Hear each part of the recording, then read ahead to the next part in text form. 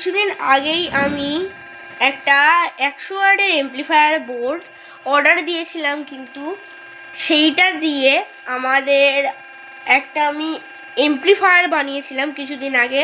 ওর যদি ফুল making video চাও তাহলে আমাকে কমেন্ট বক্সে কমেন্ট করতে ভুলবেন না। আর আমি আজকে এটার সঙ্গে আমি একটা বেস টিউব লাগিয়েছি, ছোট বেস টিউব। সেইটা আজ আমি এটার আপনাদের সাউন্ড কোয়ালিটি, বেস, এইসবগুলো আপনাদের আজকে দেখাবো। যেমনটা কি দেখতে পাচ্ছেন, আমাদের বেস টিউব সেটআপের মধ্যে লাগানো হয়ে গেছে। আর এই যে আমাদের রিমোট,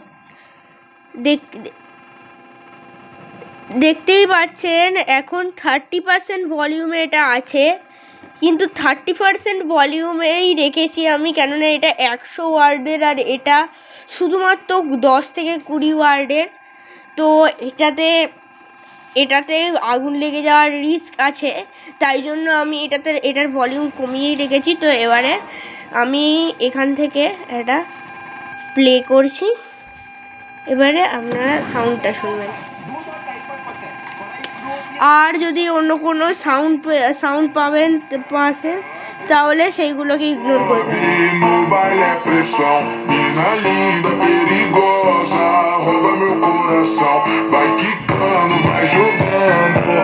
দেখতে পাবেন ভালো করে যে মানে কিছু